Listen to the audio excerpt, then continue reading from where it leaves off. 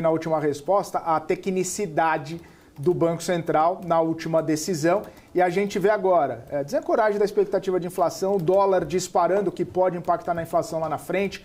Toda essa questão envolvendo a decisão da bandeira amarela por parte da Agência Nacional de Energia Elétrica, tudo isso em algum momento pode culminar em mais inflação e aí a ação do Banco Central. Tem espaço para o Banco Central ser técnico e subir os juros, caso necessário, ainda nesse ano? Ou isso vai ficar muito difícil, até por todo esse contexto mais beligerante que a gente viu entre o presidente do Banco Central, também com a possibilidade do Galípolo ser ou não indicado em breve para a presidência da autoridade monetária. Enfim, eu queria saber, se necessário, o Banco Central sobe juro, Alex, na sua visão?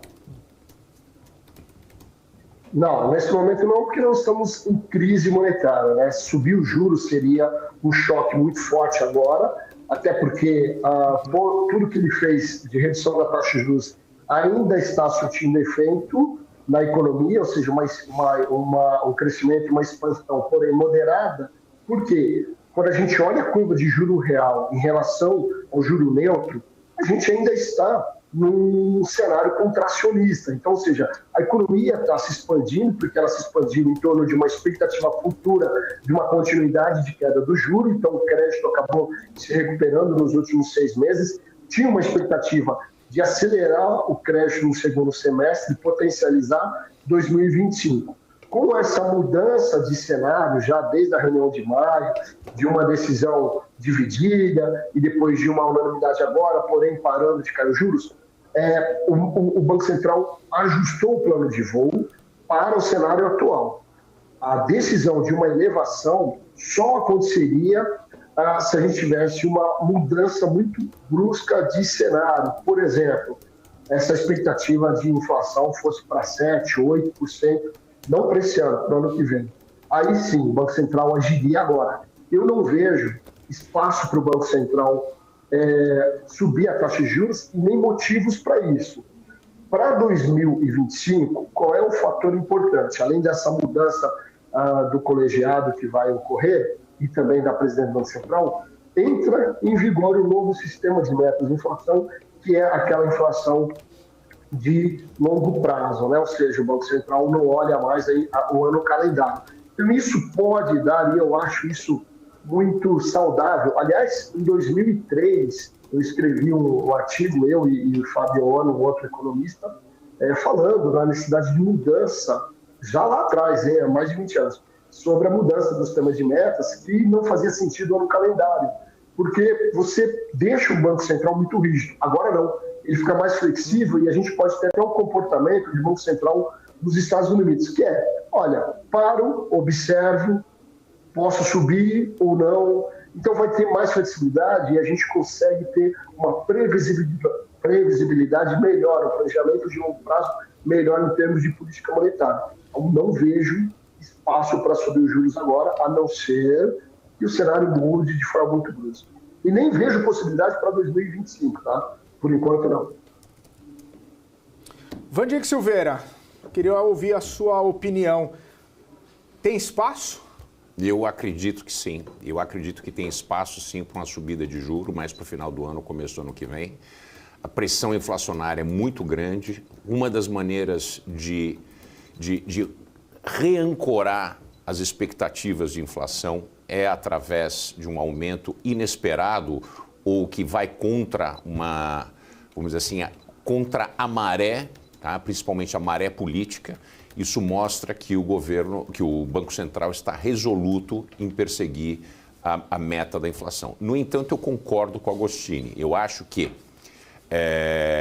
se a expectativa continuar entre os 4,5, 4 e alguma coisa, 4,5, não. Mas passando dos 4,5, que eu acredito que nós vamos dar 4,5, talvez um pouco mais no final desse ano, de IPCA cravado, expectativa vai deteriorar e aí nós temos essa possibilidade, sim, mais para o final do ano ou para o começo, primeiro trimestre do ano que vem. A perspectiva de inflação é muito ruim. De novo, o governo está fazendo de tudo para empurrar a execução do lado fiscal que impacta a inflação nos 4,5%. O governo só tem olho para a banda superior, porque quando der 4,5%, ele vai dizer que atingiu a meta. E tecnicamente atingiu a meta. Mas 1,5% de desvio é muito relaxado para que a gente possa se gabar de ter atingido essa meta. Então, né, obviamente, existe essa tecnicidade, que existe um desvio padrão de 1,5%, e tudo bem, né, nós concordamos com isso, mas a meta é 3, não é 4,5%. E é exatamente nesse famoso slippery slope, né, essa rampa deslizante que a gente acaba entrando, que o problema se encontra. Alex, quero perguntar uma última questão aí, pedir para você, por gentileza, se assim desejar, fazer uma tréplica, já que o Vandic acabou discordando em alguns pontos contigo, e já pedir suas considerações finais, por gentileza, agradecendo sua participação aqui com a gente nesse comecinho de semana. Muito obrigado, viu, Alex?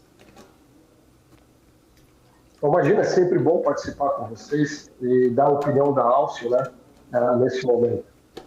Nesse momento importante da economia brasileira, né, que a gente vira o semestre, comemoramos hoje 30 anos de Plano Real, muita história a ser colocada na mesa e uma história que metade do tempo deu certo com a questão fiscal e metade não deu. Se a gente considerar 2015 para cá, a gente vem patinando, perdemos tempo, né? Só para você ter uma ideia, rapidamente, Felipe, o IBC-BR, ele atingiu o maior nível dele em dezembro de 2013.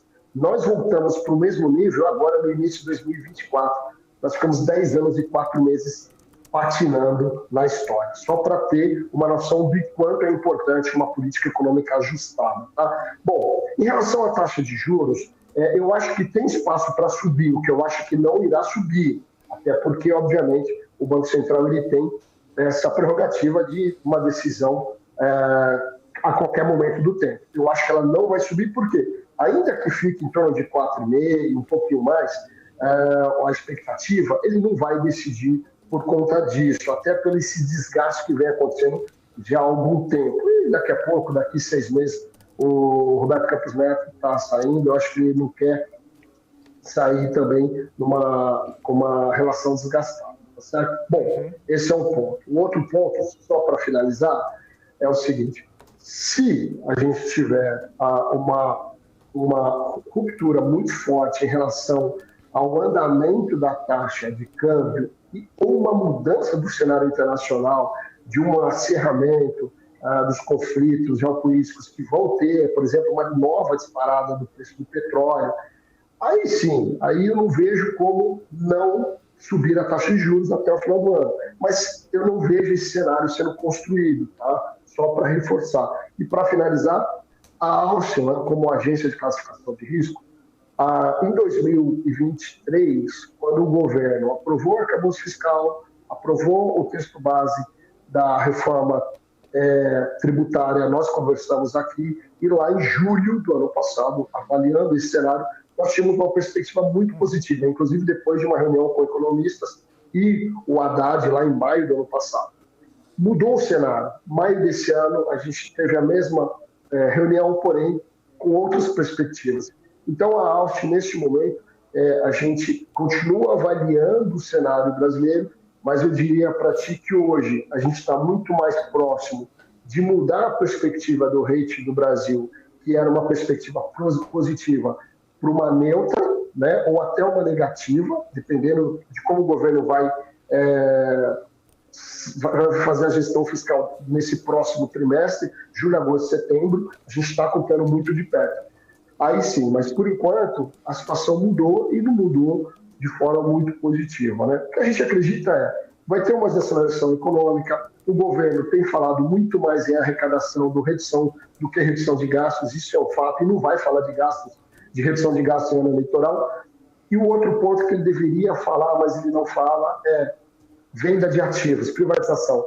Então, nesse cenário, o que a gente tem que fazer é acompanhar de perto para ver como que o mercado continua reagindo a essa posição do governo, essa fritura do Haddad, se vai piorar ou não, e aí sim a gente tem um pouco mais de situação de compreensão do cenário para refazer as nossas projeções e, quem sabe, emitir uma nova opinião de classificação de risco do Brasil.